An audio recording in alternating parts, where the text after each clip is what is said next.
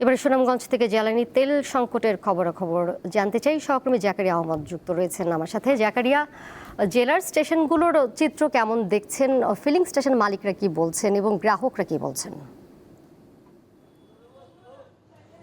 দুলা, আপনাকে বলে রাখি যে গতকাল রাতে Sylhet petrol pump association owners অ্যাসোসিয়েশনের ডাকা ধর্মঘটের কিন্তু আমরা দেখেছি ধর্মঘটের সাথে সুনামগঞ্জ একাত্মতা পোষণ করে রাত থেকেই তাদের জ্বালানি তেল এবং গ্যাস সরবরাহ বন্ধ রেখেছিল। আমরা দেখেছি সেই সংকটের কারণে, বন্ধ থাকার কারণে দুর্ভোগে পড়ে পরিবহন শ্রমিকেরা কিন্তু তারা ক্ষিপ্ত হয়ে সড়ক অবরোধ করেছিলেন।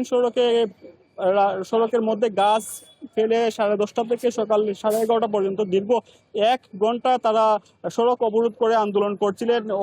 তাদের কথা হয়েছে যে হঠাৎ করে কোনো নোটিশ ছাড়াই গ্যাস মালিক যারা রয়েছে সমিতি, তারা হঠাৎ করে গ্যাস সরবরাহ বন্ধ করে দিয়েছিল এবং তেল সরবরাহ বন্ধ করে দিয়েছিল, যার কারণেই কিন্তু তারা ঘণ্টাব্যাপী সড়ক অবরোধ করে রেখেছিলেন।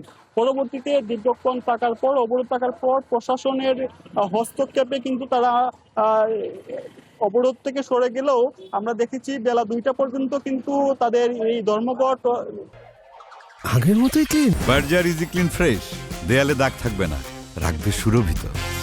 পরিবহন সিএনজি স্টেশনের যে মালিকদের ডাকা ধর্মঘট, সেই ধর্মঘট বেলা 2টা পর্যন্ত কিন্তু চালু রয়েছিল। 2টার পর অর্থাৎ দীর্ঘ 14 ঘন্টা পর কিন্তু 2টা থেকে আবারও সুনামগঞ্জের স্টেশনগুলোতে জ্বালানি তেল এবং গ্যাস সরবরাহ করা শুরু হয়েছে।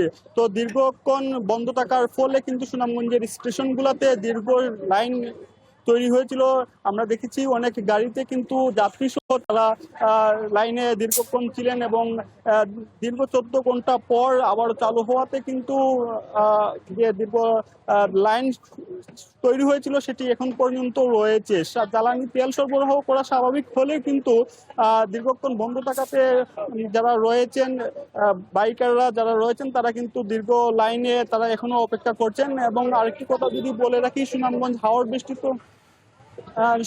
হাওর বিস্তৃত এলাকা হলেও কিন্তু এখানে অনেকগুলো উপজেলাতে যাতায়াত করতে হয় একমাত্র মোটরসাইকেলে। তো এখানে 200 টাকা সর্বোচ্চ 300 টাকা করে তেল দেওয়াতে কিন্তু তারা বিপাকে পড়ছেন। তো সুনামগঞ্জ থেকে ধর্মঘট এবং অবরোধের সর্বশেষ এই ছিল আমার কাছে দুলা।